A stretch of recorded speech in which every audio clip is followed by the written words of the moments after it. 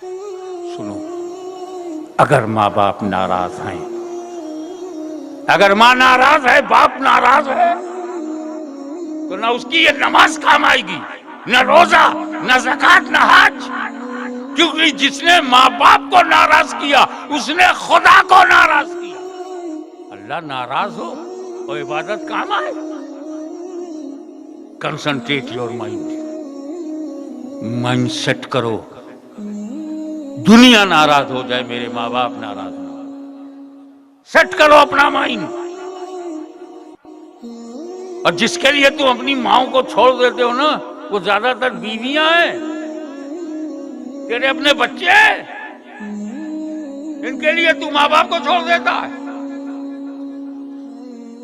सोचता नहीं कि बीवी ने तुझे तब मोहब्बत किया है जब तूने बीवी की जरूरत पूरी किया। तू जवान, बीवी की जरूरत पूरी किया तब उसने तुम्हें प्रेम किया है। उसके रहने के लिए घर, खाने को रोटी और पहनने को कपड़ा दिया, तब बीवी ने मोहब्बत किया है। और माँ ने तुझसे तब मोहब्बत किया था जब तू हिल भी नहीं सकता था, तू बोल भी नहीं सकता था। बीवी ने कड़ियल जवान से मोहब्बत किया है और माँ ने एक दिन के बच्चे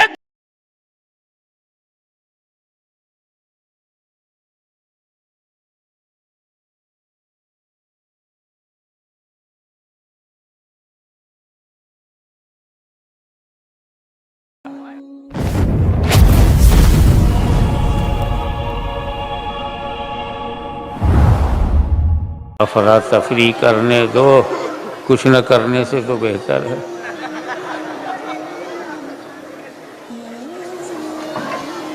अल्हम्दुलिल्लाह,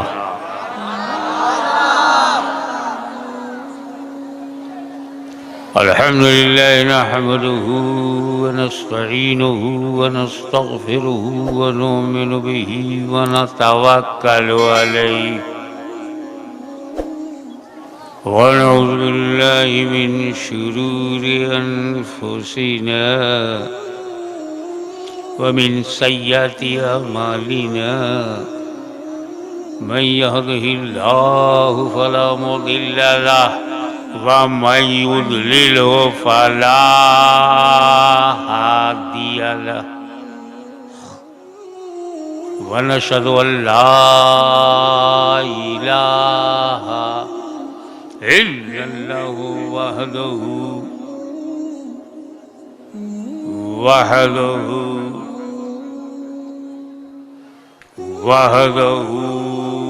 ला शरीक लहु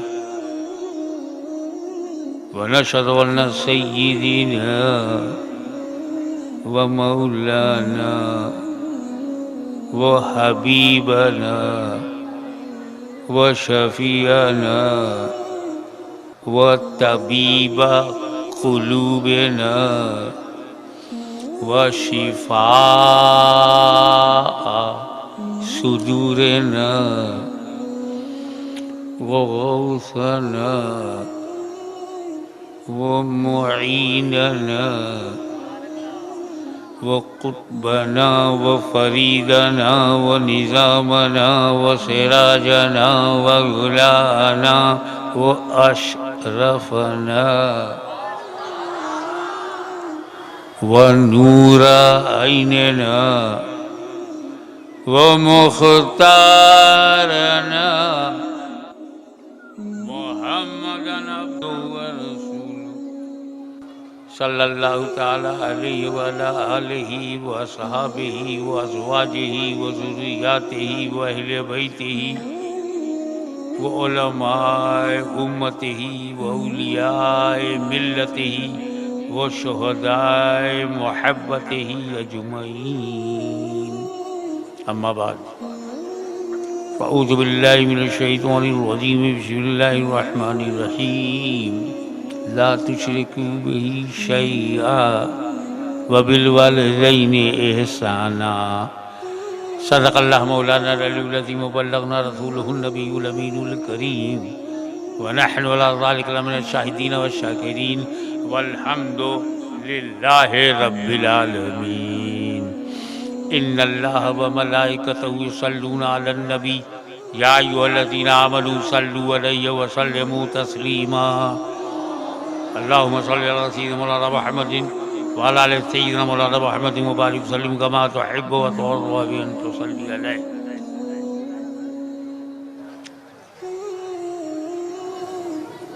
आज हम बैठे हैं ये जानने के लिए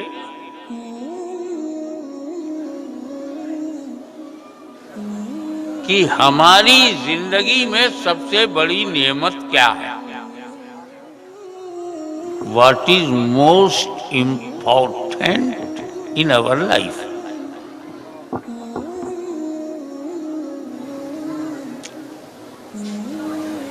जिसका हम शुक्र अदा ही नहीं कर सकते।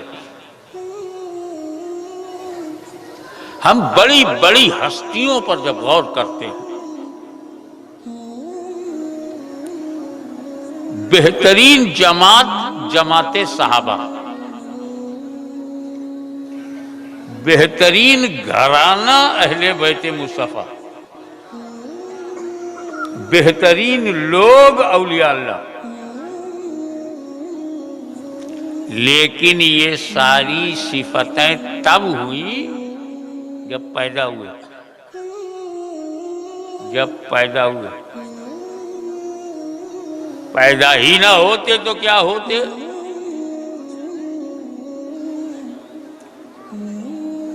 इमाम आज़म, मुज्तहिद आज़म कब पैदा हुए? तब।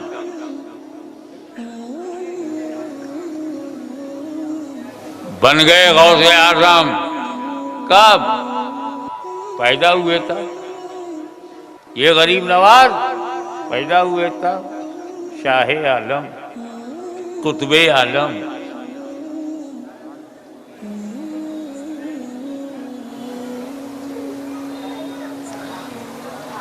आज आसमाने सुन्नियत पर चमकते हुए जिस सितारे को हम अहमद रजा कहते हैं, वो इमाम अहले सुन्नत है, मुजद्दिदे मिल्लत है। कब पैदा हुए? तब।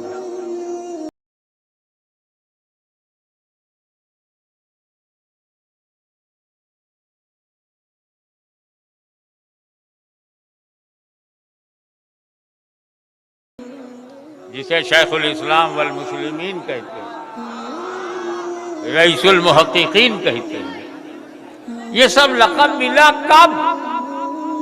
पैदा हुए जब। आप वहां बैठे हैं कब? पैदा हुए तब। मैं यहाँ बैठा हूँ क्यों? पैदा हुआ तब। अबे पैदा होने से बड़ी कोई नेमत हो तो बताओ।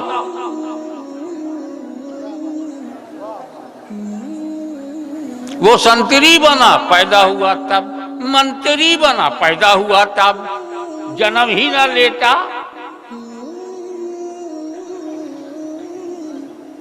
पैदा होने को हल्के में मत लो। हम पैदा हुए तो बहुत इंपॉर्टेंट है परिवार के लिए, परिवार के लिए। और नबी का पैदा होना इससे ज्यादा इंपॉर्टेंट है पूरे संसार के लिए।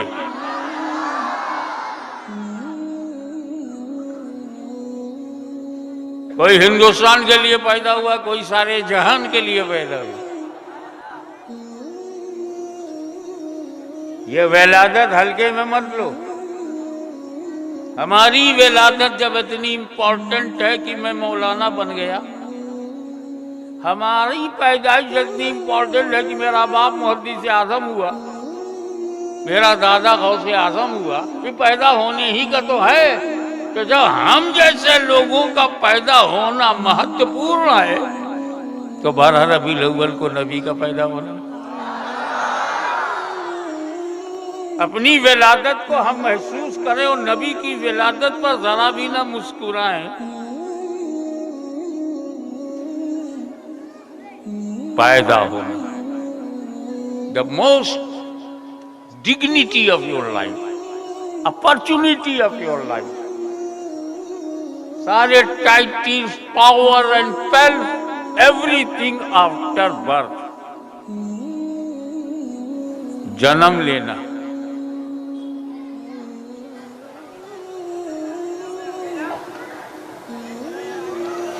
और चूंकि हमारा पैदा होना अल्लाह का बेस्ट रिवॉर्ड है, बेहतरीन अवसर है, अल्लाह वाला बनने का अवसर है, तो जब पैदा होगे तब ना अल्लाह वाले बनोगे। ये हमारे एडुकेट हैं, कोई इंजीनियर है, कोई डॉक्टर है, कोई साइंटिस्ट है, किसी ने मिसाइल बना डाला, ये सब अहम बातें हैं। लेकिन जब पैदा हुआ तब पूरी भारत को आजादी दिलाई किन लोगों ने? जो पैदा हुए थे वो।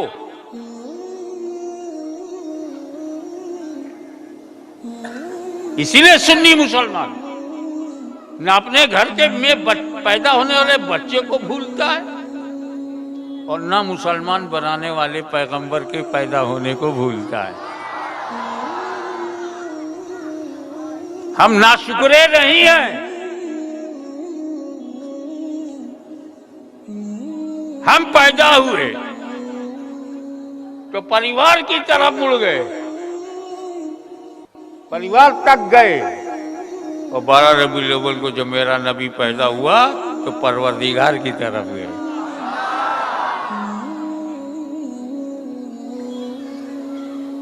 पैदा होना ये सबसे बड़ी नेमत है। ये आप सैयद हैं, आप शेख हैं, आप पटेल हैं, आप पठान हैं, हमें ये सब कब हुआ? पैदा हुए तब।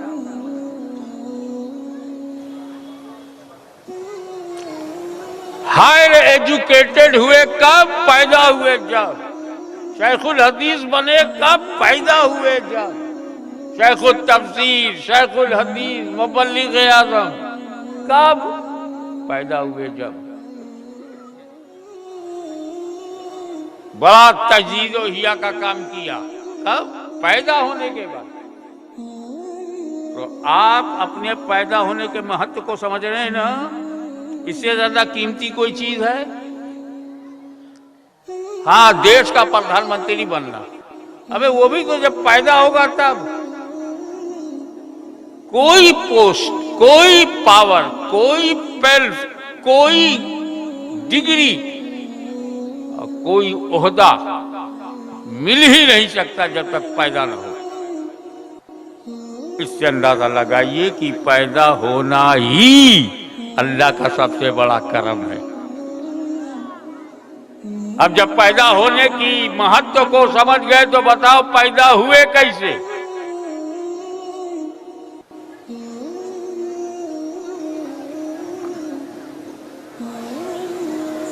आपके पैदा होने पर चलो सबसे पहले ये देखें रब ने क्या कहा। वला तुशरिकू बिही शैआ, डोंट मेक पार्टनर ऑफ अल्लाह। अल्लाह का कोई साथी नहीं, कोई शरीक नहीं। कितनी आला दर्जे की बात। शिर्क शिकन, शिर्क तोड़।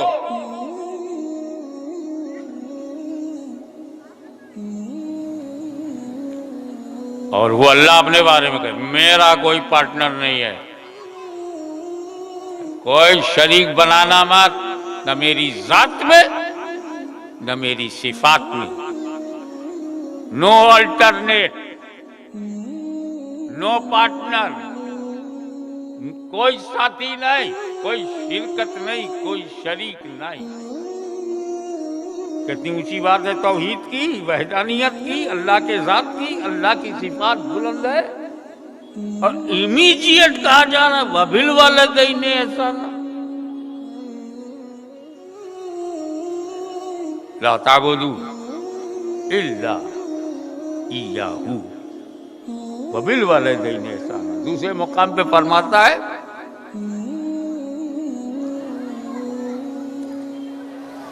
इबादत मत करना किसी की सिवाय अल्लाह की। इबादत सिर्फ अल्लाह के लिए की जाएगी, ओनली वही, सिर्फ वही है, उसी की इबादत की जाएगी। इमीडिएट वबिल वाले देने हमें कहा अल्लाह की इबादत, अल्लाह की तौहीद, और कहा उसी के बाद वबिल वाले देने। हम जब ईमान लाते हैं आमना बिल्लाहि व मलाइकतिही व कुतुबिही व रसूली, जब हम अताअत की बात करते हैं तो कुरान कहता अतीउल्लाह व अतीउर रसूल, अताअत करो अल्लाह की वो रसूल की। अल्लाह के बाद नाम रसूल का आता है ना, व अतीउल्लाह व अतीउर रसूल। और यहां शिर्क न करना, अम्मा अब्बा के साथ अच्छा सुलूक करना। कहां खुदा की जात, कहां माई बाप, अल्लाह के बाद माई बाप, अम्मा अब्बा, अल्लाह के बाद रसूल हो, मलाइका हो, किताबें हो, ये अब्बा अम्मा कहां से आ गए? हम अल्लाह के सिवा किसी की इबादत न करो, अम्मा अब्बा के साथ इबादत अल्लाह की भी, अम्मा अब्बा इमीडिएट ज्वाइंट आयत करीमा में। बात बताओ, पूरी दुनिया में एक ही वालिद है ना अब्बा, वालिद के माने में बोल रहा हूं, दूसरा कोई वालिद हो सकता है? एक ही अम्मा है ना, दूसरी कोई अम्मा हो सकती है? अब समझ में आया ना इकट्ठा जिक्र क्यों किया? ना अल्लाह के अलावा कोई अल्लाह है, ना वालिद के अलावा कोई वालिद है, ना वालदा के अलावा कोई वालदा है। If there is a no partner of Allah, तो नो पार्टनर ऑफ वालिद एंड नो पार्टनर ऑफ वालदा टू।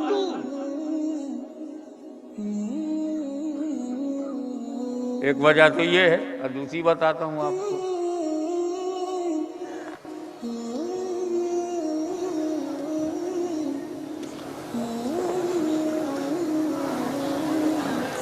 आप पैदा हुए, इसमें 3 जात है। एक अब्बा है, 3 कारण हैं। एक अब्बा, उनका अंश, दूसरी अम्मा, उनका शिकम, तीसरा जो है सबसे बड़ा अल्लाह, रूह डालने वाला। तो आप दुनिया में ऐसे ही नहीं आए हैं, अब्बा की वजह से आए हैं, अम्मा की वजह से पैदा हुए हैं, अल्लाह की वजह से पैदा हुए। तो क्या अल्लाह नहीं चाहेगा कि जब मेरा कोई पार्टनर ना बनाया जाए तो मेरे बंदो अपने माँ बाप का भी कोई पार्टनर ना बनाना? तो तुम्हारी पैदाइश में, तुम्हारे जन्म में एक क्रिएटर है, 2 मीडिएटर हैं। अल्लाह ने माँ बाप के जरिए तुमको जन्म दिलवाया, 9 महीने तक माँ ने अपने पेट में तुमको रखा। Structure of body by blood of mother. ये जो तेरा हाथ पैर है ना, आंख नाक कान, और ये जो तेरा दिल है, किडनी है, लीवर है, इंटेस्टाइन है, और ये जो तेरी जवानी है, ये सब अम्मा के खून से बना है। पहले अपना कर्जा अदा कर,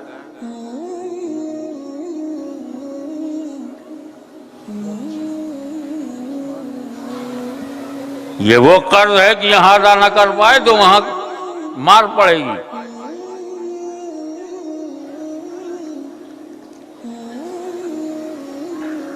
वो बच्चा पैदा हुआ, उससे कहा जा रहा है कि तेरा दुनिया में आने का सबब तेरे माँ बाप हैं और मुसब्बिब तेरा रब है। तो तू रब मुसब्बिब तक पहुंचेगा जब सबब का बन जाए। जो बन गया सबब का वही बन गया अपने रब का, और सबब है तेरे माँ बाप।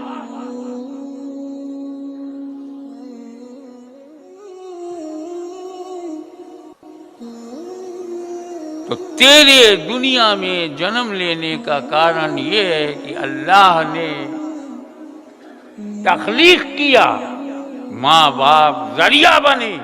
इसलिए आयत करीमा में दोनों को इकट्ठा किया गया, ला तुश्रिकू बिही शैअन व बिल वालिदैनि इहसाना।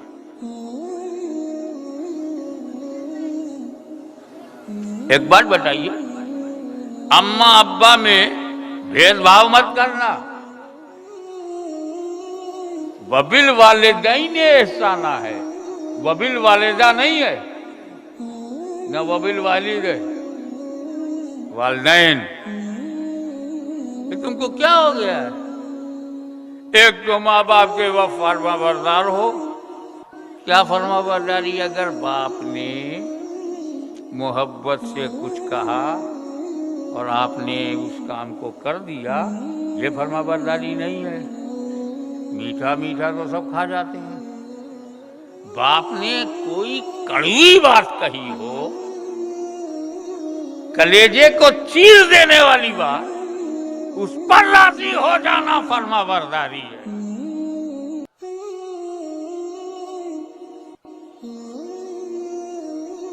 हम ऐसे समाज में जहां अब्बा गायब हैं, अम्मा ही अम्मा।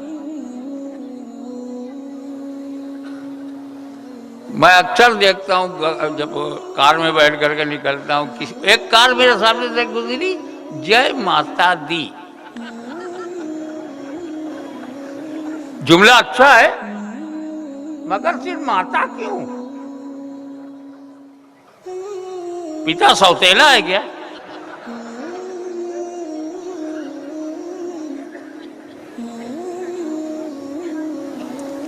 एक ट्रक जा रहा था, उसमें लिखा था मां की दुआ। तो बाप गाली देता है क्या? हमारे लखनऊ में एक शायर है, मैं सलाह कर रहा हूं कि इसमें भी शैतान का दखल है। जब तुमको माँ बाप से मोहब्बत होती तो कहते इसमें भी कटिंग करो, अब्बा को छाड़ दो, अम्मा को ले लो।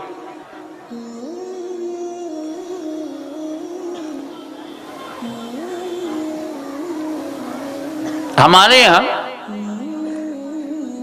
एक लखनऊ में शायर हैं, पूरी शायरी अम्मा पे। हाँ,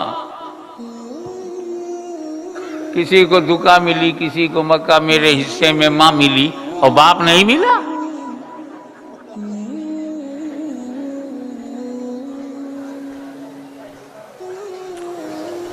नौजवान गुमराह हो रहा है, सिर्फ अम्मा। हमें अम्मा अब्बा वैसे ही चाहिए जैसे शरीयत हासिल करने के लिए अल्लाह रसूल दोनों चाहिए। न सिर्फ अल्लाह, न सिर्फ अम्मा, अल्लाह रसूल भी चाहिए, अम्मा अब्बा भी चाहिए।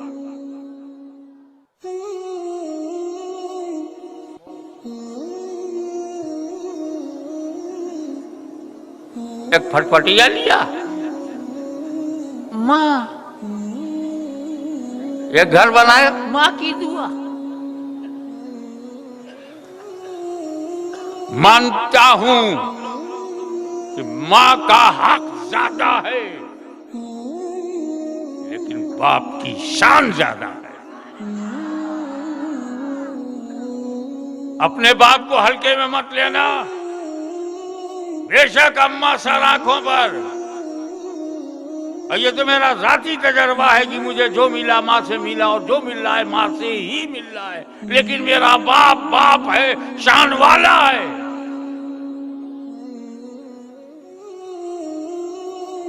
हल्के में बाप को मत लेना। वो जो बोझ उठाकर तुझे पालता रहा, वो जो रिक्शा खींच कर तुझे रोटी देता रहा, वो जो बारिश में भीगता हुआ पैसे बनाता रहा, तुम्हारे कर्ज को उतारने के लिए पसीना बहाता रहा, अपनी मेहनतों मशक्कत को निचोड़ कर 4 पैसा कमाकर जो तेरे पेट में डालता रहा, वो कौन था? माँ तो ठंडे कमरे में बैठी थी, जो धूप में जला वो तेरा बाप था, बोझ उठाया तेरा बाप था, मशक्कत किया तेरा बाप था, विदेश गया तेरा बाप था, तुझे रहने के लिए घर दिया तेरा बाप था, तेरे पेट में रोटी डाली वो तेरा बाप था, अपने कांधे पर रखा तेरा बाप था, जिसने नौकरी किया सैलरी पे सैलरी कमाता रहा वो तेरा बाप था। न माँ को छोड़ो न बाप को, मिल वाले देने साला।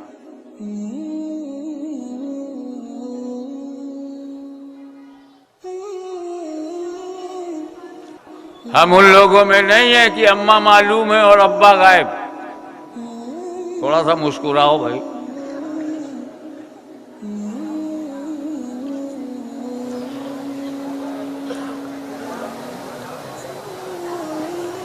अब तो लोग अम्मा के पीछे इतना भाग रहे हैं, अब्बा को छोड़ के अम्मा के पीछे इतना भाग रहे हैं कि वो जहां जाते उन्हें अम्मा ही दिखती। जानवरों में अम्मा, नदियों में अम्मा, पत्थरों में अम्मा, अब्बा कहीं नहीं दिखते। बाबा ये अगर अम्मा है, माता है, तो पिता कौन है? और पिता गायब हो जाए तो माता की इज्जत क्या है? सिर्फ मां नहीं, मां की शान ज्यादा, हक ज्यादा है, बाप की शान ज्यादा। आगे बढ़ो और try to understand the dignity of your parents. ये फजीलत क्या है? ये इज्जत वालिदैन क्या है? इसकी जरूरत कितनी है नौजवान बच्चों तुमको अपने माँ बाप की जरूरत?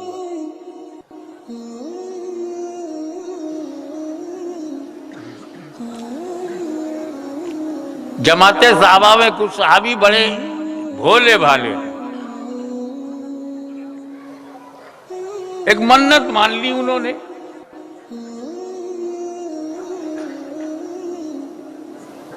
एक्साइटमेंट कहते हैं ना, जोश। ए अल्लाह, मेरी मन्नत पूरी हो गई, मेरी मुराद पूरी हो गई, तो मन्नत मेरी ये है कि मैं जन्नत के दरवाजे की चौखट चूमूंगा। ऊपर वाली चौखट भी और नीचे वाली। बड़ी खूबसूरत मन्नत है, लेकिन कंट्रोल के बाहर है। कुछ लोग तो औरतें मन्नत मानने में तो जहालत की इंतहा कर देती। मेरी माँ बहनें जो सुन रही हूं, एक औरत मेरे माइंड में है, और वो मस्जिद के इमाम की बीवी है। भाई मैं मसाजिद माफ फरमाए, उनकी बीवियां अच्छी है। मैं एक पर्टिकुलर इमाम की बात कर रहा हूं, नॉट जर्नल। बीवी ने ही मन्नत मान लिया कि मेरे 4 बेटियां पैदा हो गई, अगर आपकी लड़का पैदा हुआ तो मस्जिद में ढोल बजवाऊंगी।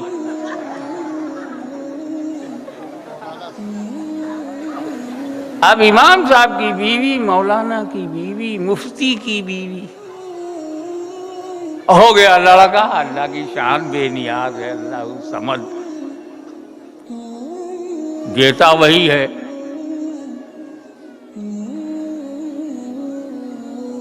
अब लड़का जब हुआ तो वो औरत बेचैन हुई कि अगर मन्नत नहीं उतारा तो अभी लड़का हुआ, कहीं खुदा न खास्ता कुछ गड़बड़ हो जावे और मकान से कब्रिस्तान चला जावे। अब उन्होंने अपने शौहर से कहा, देखिए मस्जिद आपकी अपनी है, कमेटी वाले आपके हैं, ट्रस्टी आपका है, और आप इमाम व खतीब हो, आपको बहुत मानते हैं लोग। हाँ अल्हम्दुलिल्लाह, तो ढोल बजा दो ना, मेरी मन्नत उतर जाए। अरे नेक बात, ढोल बजाना हराम है। अरे घर में बजाना हराम, सड़क में बजाना हराम, मस्जिद में बजाओ।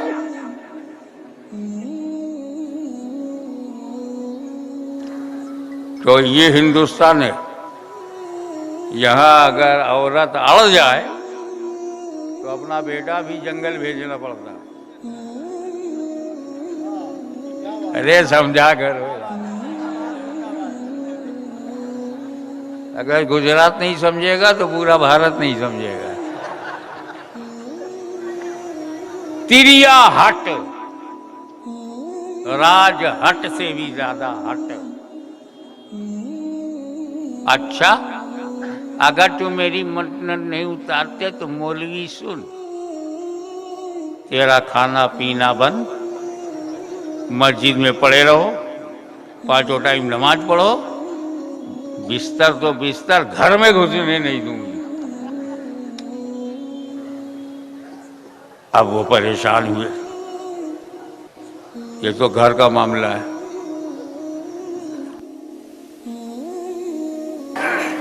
खुतबा देने इमाम साहब आ रहे हैं, गले में ढोल लिए, सारे नमाजी हैरत से देख रहे हैं, आज हमारे इमाम और खतीब को क्या हो गया? ढोल को गर्दन में लटकाए पेट के ऊपर चले आ, जैसे ही वो आए खड़े हुए कहा, देखो ये ढोल है,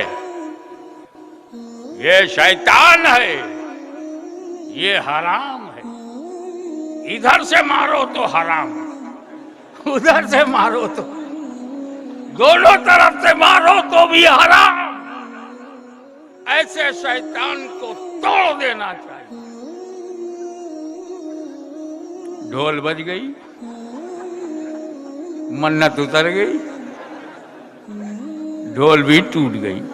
ऐसी बेहुदा मन्नत ना माना करो।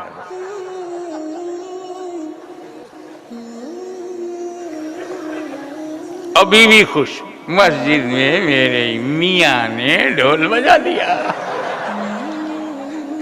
मुसल्ली खुश, आज हराम प्रैक्टिकल करके बताया गया।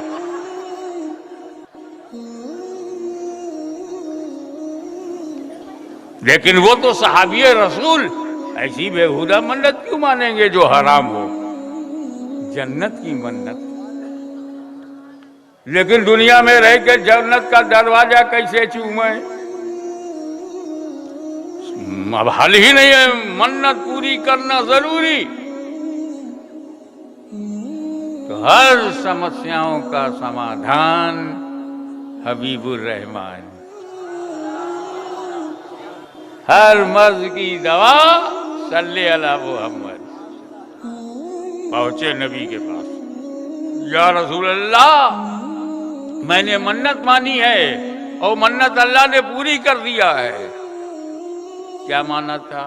यही कि मन्नत पूरी होगी तो मैं जन्नत का दरवाजा चूमूंगा, ऊपरी चौखट को भी चूमूंगा, नीचे वाली चौखट को भी चूमूंगा, मगर जन्नती ही की चौखट। रसूल पाक ने पूछा, क्या तेरे माँ बाप हैं? पूरे होश में सुनो तो मजा आए।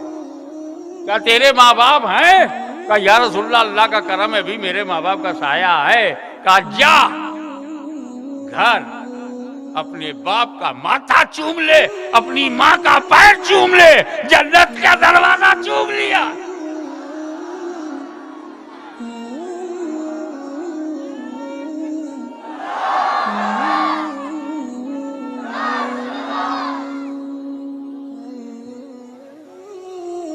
तेरे घर में जन्नत है तू बाहर ढूंढ रहा है।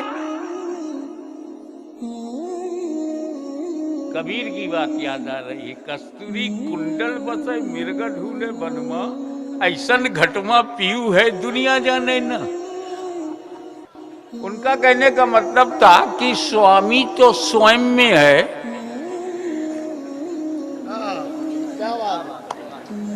और बाहर दूर ढूंढ रहा है, घर घर, द्वार द्वार, गांव गांव, मोहल्ला मोहल्ला। और कस्तूरी तो तेरे अंदर ही है। वही तो मेरे आका ने कहा था, मन अरफा नफ्सहू फकद अरफा रब्बहू। जिसने स्वयं को पहचान लिया उसने स्वामी को पहचान लिया। अरे स्वामी मेरा रब है, ये कहाँ स्वामी है? स्वामी होते तो जेल में होते।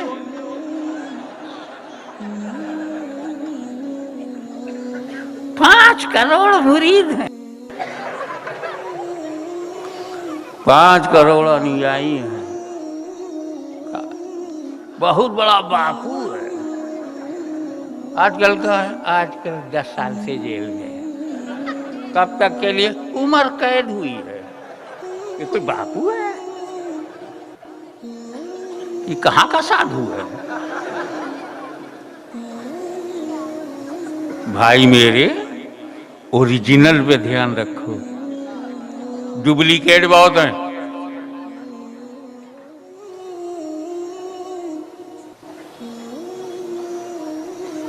जिसने खुद को पहचान लिया उसने खुदा को पहचान लिया। बात रही जन्नत की, हमें माँ बाप को पटा लो, खुदा की कसम, खुदा राजी, रसूल राजी। एक बात जिम्मेदारी से बोलूं, अगर किसी ने, किसी नौजवान ने, किसी बुजुर्ग ने 10 हज किया है, 10 हज, साहिबे तरतीब है, यानी नमाज एक वक्त की कज़ा नहीं है, रोजेदार है, ज़कात देता है, सीधे जन्नत में जाना चाहिए। सुनो, अगर माँ बाप नाराज हैं, अगर माँ नाराज है, बाप नाराज है, तो ना उसकी ये नमाज काम आएगी, न रोजा, न ज़कात, न हज। क्योंकि जिसने माँ बाप को नाराज किया उसने खुदा को नाराज किया। अल्लाह नाराज हो और इबादत काम आए। Concentrate your mind, mind set करो। दुनिया नाराज हो जाए, मेरे माँ बाप नाराज ना हो, सेट करो अपना माइंड। और जिसके लिए तुम अपनी माओ को छोड़ देते हो ना, वो ज्यादातर बीवियां हैं, तेरे अपने बच्चे हैं, इनके लिए तू माँ बाप को छोड़ देता है। सोचता नहीं कि बीवी ने तुझे तब मोहब्बत किया है जब तूने बीवी की जरूरत पूरी किया। तू जवान, बीवी की जरूरत पूरी किया तब उसने तुम्हें प्रेम किया है। उसके रहने के लिए घर, खाने को रोटी और पहनने को कपड़ा दिया, तब बीवी ने मोहब्बत किया है। और माँ ने तुझसे तब मोहब्बत किया था जब तू हिल भी नहीं सकता था, तू बोल भी नहीं सकता था। बीवी ने कड़ियल जवान से मोहब्बत किया है, और माँ ने एक दिन के बच्चे जो बेकार है, मजबूर है, उससे प्यार किया है।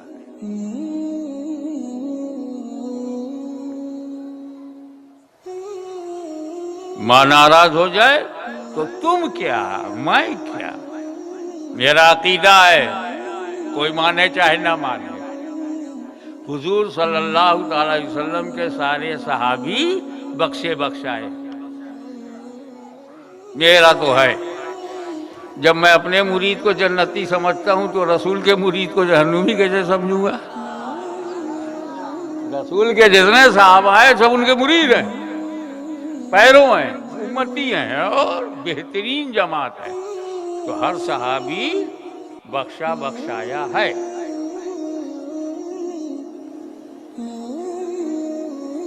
जिसने रसूल को देखा होगा वो कैसा होगा यार? हम लोग गौसे आजम को देख लें तो मस्त हो जाते हैं, उन्होंने तो रसूल को देखा। उनकी आंखें कितनी कीमती हैं, जिसने रसूल को देखा। गुंबदे खजरा देख के तो हम मचल जाते हैं, और साहिबे गुंबदे खजरा दिख जाए, जाली देख के मचल जाते हैं, जाली वाला नजर आ जाए। तो साहबी तो वही है ना जिसने रसूल को अपने माथे की आंखों से देखा। एक सहाबी का वाकया सुनो जो बख्शा बख्शाया है, मगर लग गया, मगर आखिरी वक्त कलमा नहीं पढ़ पा रहे। सहाबी है, आखिरी वक्त है, कलमा नहीं पढ़ पा रहे हैं। सोच तेरा क्या हाल होगा। तू कौन है? न साहबा में हो, न ताबईन में, न तबे ताबईन में। तुम तो आज का मॉडल है हम लोग। हमारी क्या हैसियत है? साहबी है, आखिरी वक्त है, कलमा पढ़ना चाहते हैं, पढ़ना चाहते हैं, लफ्ज निकल नहीं रहा, अशहदु अन ला इलाहा निकल नहीं रहा। ये कैफियत देखकर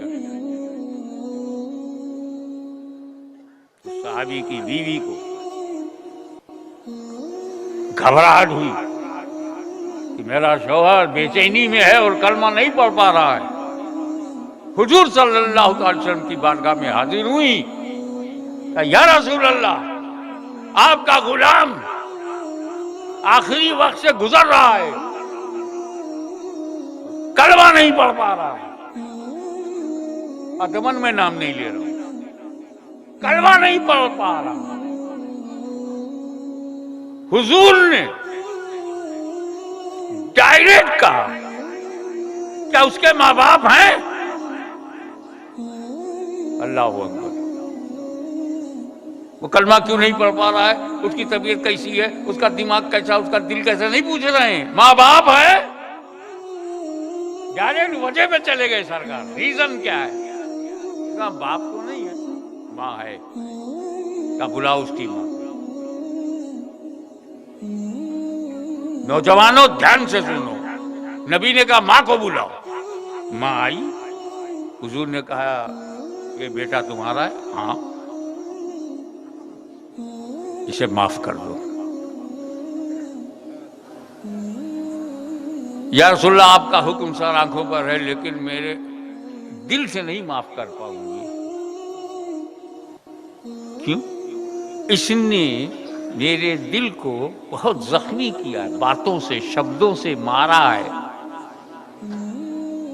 समटाइम अपनी बीवी की बात को मुझसे मनवाता था। Sometime he prefers his wife than me. ये बीवी को मुझ पर प्राथमिकता दे देता था, बहुत जख्मी होती थी। और ये दूसरों के मोहल्ले वालों की बातें, दोस्तों की बातें, अपने यारों की बातें सुनकर के मुझे बुरा भला कहता था। मेरा दिल चूर चूर हो गया, चकना चूर है। मैं माफ नहीं कर पाऊंगी, दिल से तो नहीं कर पाऊंगी। तो हुजूर सल्लल्लाहु अलैहि वसल्लम ने फरमाया सहाबा से, लकड़ियां ले आओ। देखते देखते सारी लकड़ियां जमा हो गई। तो इसमें आग लगा। जैसे ही आग का शोला भड़का, रसूल पाक ने हुक्म दिया, जाओ इसके बेटे को उठा के लाओ, आग में डाल लो।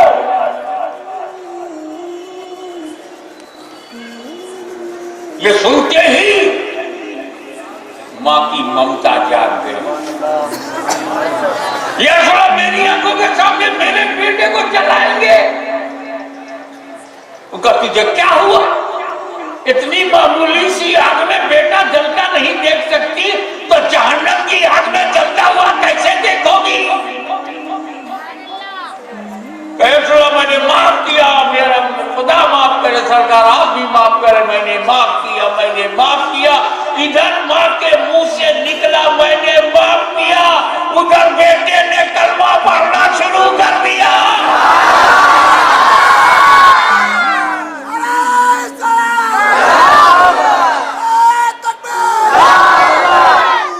वो सहाबी तब तक कलमा नहीं पढ़ पाया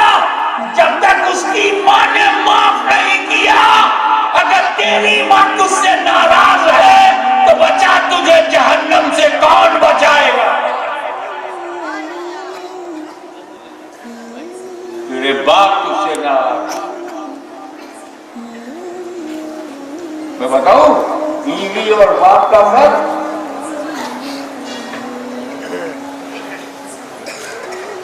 शौहर की जेब में नोट है, रुपया, और बगैर बताए बीवी निकाले तो चोरी है।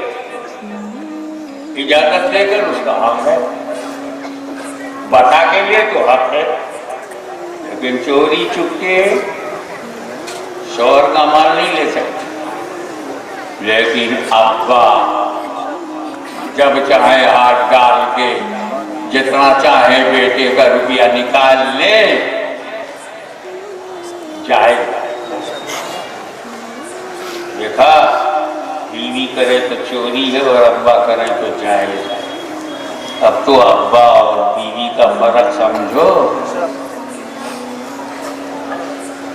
और आगे बढ़ो। एक सहाबी रसूल आए सरकार के पास, या रसूलल्लाह,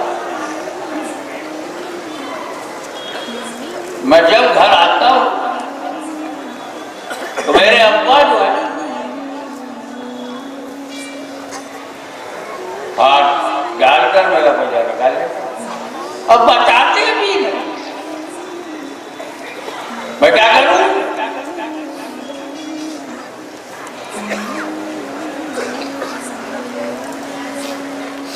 तो ने क्या कहा, तू और तेरा माल तेरे बाप का है।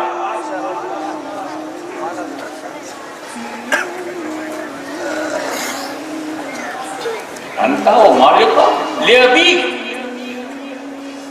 ये तेरा बाप है ना, तो उसकी प्रॉपर्टी है। जब तू प्रॉपर्टी, तेरी शेरवानी प्रॉपर्टी, तो उसके अंदर रखा हुआ माल भी तेरे बाप की प्रॉपर्टी।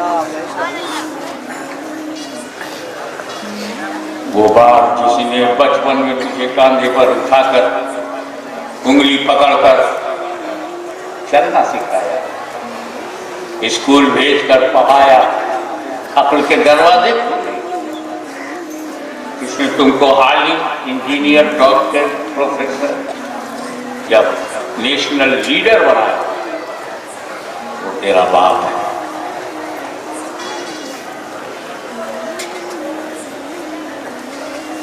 एक ही बाप है और आप उसकी प्रॉपर्टी है। जैसे पूरी उम्मत रसूल की प्रॉपर्टी है, तो बेटा अपने बाप की प्रॉपर्टी।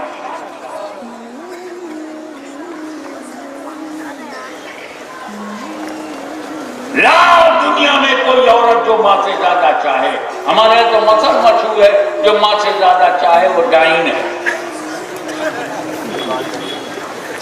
डेंजर है, एक्टिंग कर रही है। जिसने 9 महीना रखा नहीं, दर्द सहा नहीं, लेबर पेन झेली नहीं, वो उससे ज्यादा कैसे चालेगी?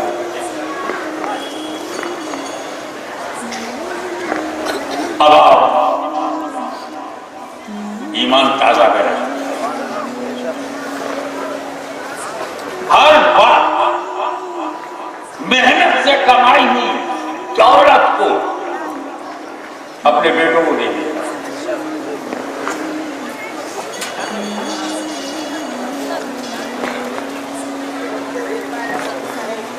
पेट्रोल पंप पे पेट्रोल भरने वाला भैया तरक्की करके वापस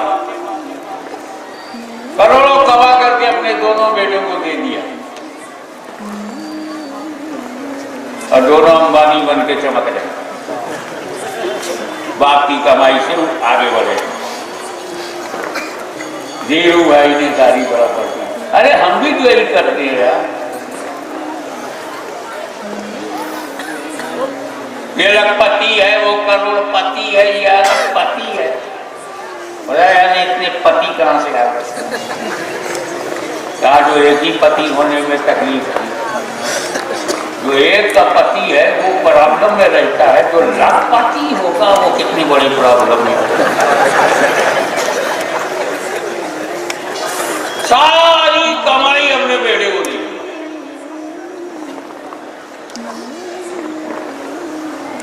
एसेट्स पूरा बाग हाउस, कारखाना, मिल, अबे दरगाहों में भी यही होता है ना, अब्बा जो है अपने बेटवा को देके चले। तुम भी अपनी सारी प्रॉपर्टी अगर तुम दिए बगैर मर गए ना तो लड़के कोर्ट से ले लेंगे। हम कहते हैं ये अरबों खरबों रुपया आपने उस बेटे को क्यों दिया जो कमाई में हिस्सेदार नहीं है? हम उसके बाप है, ये हमारा प्यार है। पड़ोसी को नहीं देंगे, कहते हमें बच्चों से प्यार है इसलिए दे दिया। हमें बच्चों से प्यार है नहीं, ये तो बच्चों से प्यार है तो मोहल्ले के बच्चे गरीब क्यों हैं? अबे ये बोल कि लड़कों से नहीं, इसको अपने बेटों से बेटी से प्यार है। चिल्ड्रन से मोहब्बत होती तो हर चाइल्ड से मोहब्बत है। यहीं पर मैं सवाल करूं, ए माँ बाप, सारी दौलत करोड़ों अरबों की बेटे को दे दिया क्यों? जवाब मिला, इस बच्चे के दुनिया में आने का मैं मीडिएटर हूं, इसलिए मुझे मोहब्बत है। बंदो सुनो, जब मीडिएटर को इतनी मोहब्बत है तो क्रिएटर को कितनी मोहब्बत होगी? हजारों लाखों माओ की ममता मेरे खुदा की मोहब्बत के सामने कुछ भी नहीं। अल्लाह अपने बंदों से जितनी मोहब्बत करता है, कोई माँ अपनी औलाद से उतनी मोहब्बत नहीं कर सकती।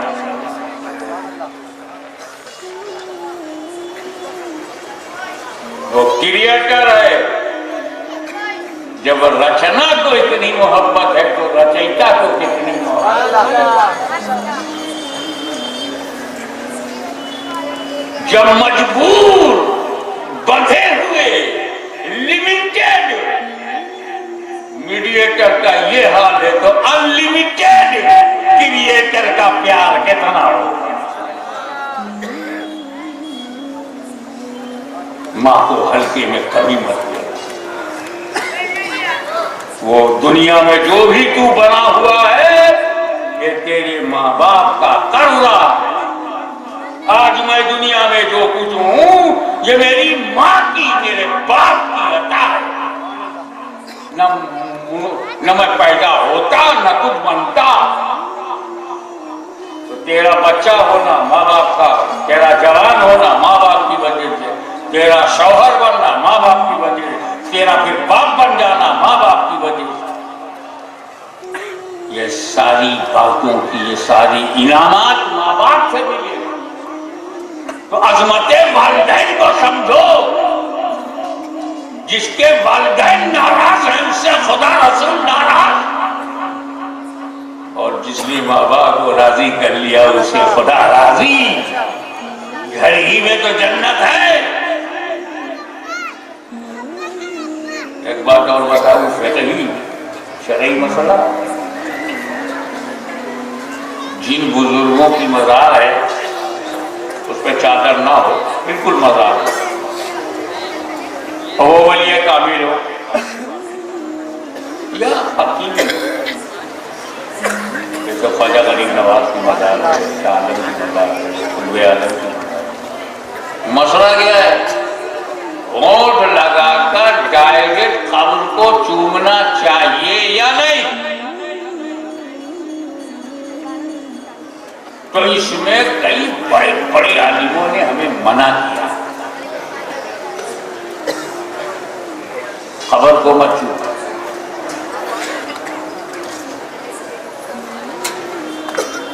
और बहुत सारे बड़े बड़े आलिमों ने कहा है चूम सकते हैं।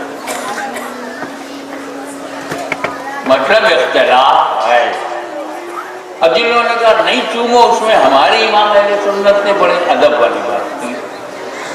अरे तेरा होंठ इस लायक है, कभी होंठ पर सिगरेट का धुआं निकालो, कभी होंठ से हराम पियक्कड़,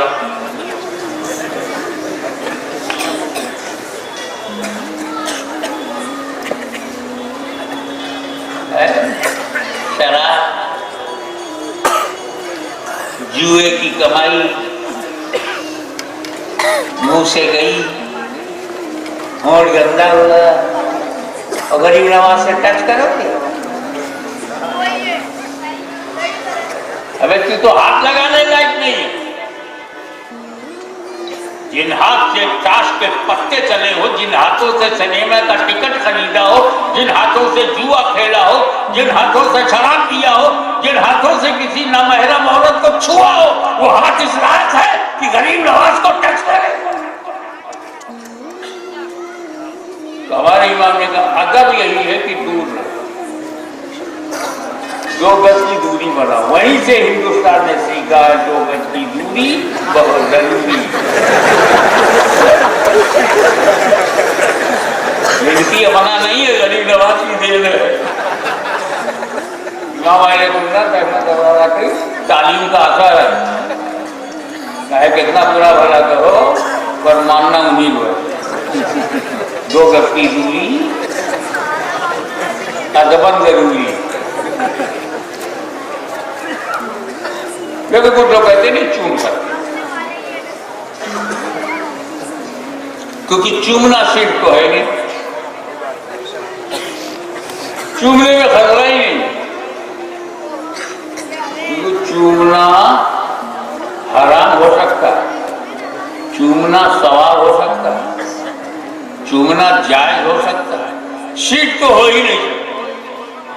अगर कोई अहमदाबाद में साबित कर दे कि चूमना भी शिर्क है, मैं तकरीर बंद कर दूंगा, क्योंकि चूमना शिर्क नहीं है, शिर्क से बचाता है। शिर्क शिकन है, शिर्क तोड़ है, शिर्क से बचना हो तो चूम लिया। एक बार बोलो, जब अल्लाह की जात और सिफात में किसी को शरीक करोगे तभी शिर्क होगा। तो अल्लाह को चूम सकते हो, किसी बंदा को चूम लेंगे, छू सकते हो, पकड़ सकते हो, उसका बोसा ले सकते हो, कैन यू किस अल्लाह, वहां किसी हो सकती है, अजीब हो सकती, गले लगा सकते हो नहीं। अभी ये सब बंदों की सिफत,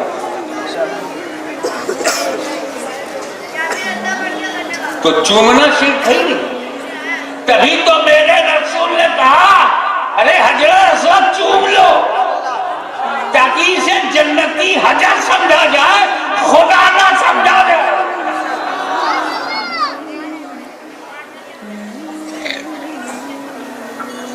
चूमना शिर्क से बचाता है, इसीलिए रसूल पाक ने खुद भी चूमा है। किसको चूमा है? हजर को। और ये जो कब्र में बोली लेटा बशर को, अबे हजर को चूम सकते बशर को। मगर जो पॉइंट मैं बताना चाहता हूं ये कि इख्तिलाफ तो है, किसी के लिए चूमना अलाउ और कोई कहता नो प्रोहिबिटेड, नहीं चूमना चाहिए। मैंने सुन्नियों बीच का रास्ता निकाला, हमें कब्र क्यों चूमो, गला को उठा लो, गला चूम लो, वो कब्र थोड़ी है। मेरा भी काम चल गया, कब्र ना चूमो वाली बात भी होगी। लेकिन इख्तिलाफ है, गौसे आजम की कब्र चूमने पर इख्तिलाफ, गरीब नवाज की कब्र चूमने पर इख्तिलाफ,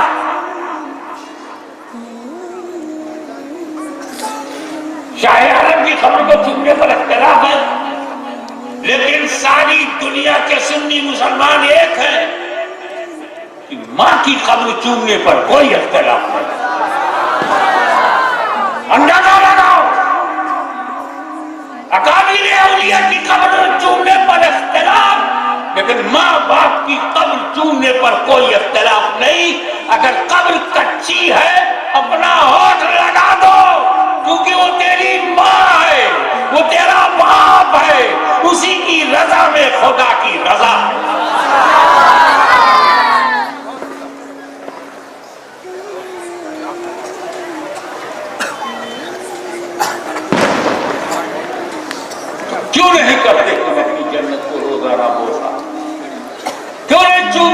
माँ के कदमों को रोजा।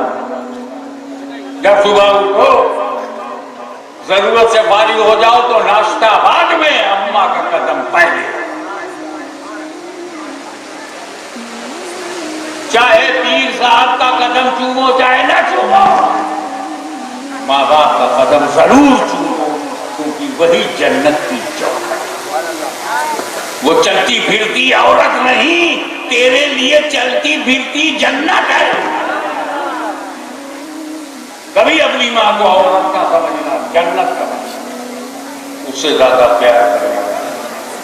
दिन हो तो माँ का प्यार, बाप का प्यार, रात हो कहीं कहीं चले जाओ, हिंदुस्तान से अफगानिस्तान चले जाओ, तुर्किस्तान चले जाओ, पाकिस्तान चले जाओ, उजाले में रहो अंधेरे में रहो, माँ बाप से ज्यादा चाहने वाला मैंने देखा है। इसलिए माँ की मोहब्बत को मोहब्बत नहीं कहते। नया शब्द निकाला गया जो केवल माँ के लिए ही इस्तेमाल हो सकता है, वो है ममता। ममता, ममता। बहन की मोहब्बत मोहब्बत है, बीवी की मोहब्बत मोहब्बत है, बाप की मोहब्बत भी मोहब्बत है, भाई की मोहब्बत मोहब्बत है, और माँ की मोहब्बत ममता। ममता से मत टकराना, समझा करो। खाली झोली आओ, हम तो आपको अकलमंद समझ रहे। माँ की ममता से मत टकराना, माँ की ममता मत टकराना। खाली झोले में आओगे, आप एक चोला होगा और खाली होगा। माँ बाप से मत टकराना, मेरा मतलब यही है। माँ की ममता से मत टकराना, जनरल बात। तेरे घर में माँ है, उसके तेरे सामने ममता है, उसे मत टकराना। जहां जहां माँ है वहां वहां ममता है। सफर से चला गया।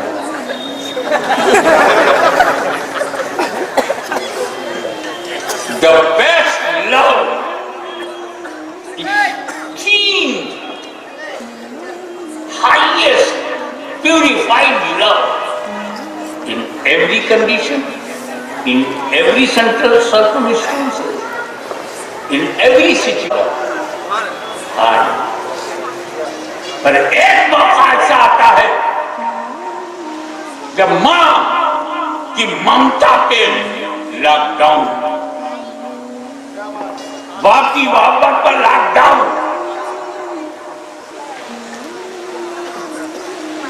न बाप अपनी मोहब्बत दिखा पाता है, न माँ। वो बेटा इंतजार ही करता रह गया, न माँ आ रही है न बाप। वो मौका है जब उस नौजवान को कब्र में लेटाया गया। उस नौजवान को कब्र में लेटाया गया, तख्ता लग गया, मट्टी डाल दी, मनो मिट्टी के नीचे दबा दिया। उस अंधेरी कब्र में बेचैनी का आलम है, बेबसी है, बेकसी है, माजूरियां है, मजबूरियां है, अकेला है, अंधेरा है, कोई मददगार नहीं, कोई दोस्त नहीं, कोई यार नहीं, भाई भी, बहन भी दूर, यहाँ तक कि उसका बाप भी दूर, उसकी माँ भी दूर। बाप की शफकतें खत्म, माँ की ममता खत्म, भाई बहन की मोहब्बत खत्म, बीवी बच्चों की मोहब्बत खत्म। अकेला अंधेरी कोठरी में इंतजार करता रह गया, न बीवी की मोहब्बत, न बच्चों की मोहब्बत, न माँ की ममता, न बाप की मोहब्बत, उनकी शफकत, न दोस्तों की दोस्ती, न यारों की यारी। एकदम बेचारा उसी में दब रहा है, मायूसी के आलम में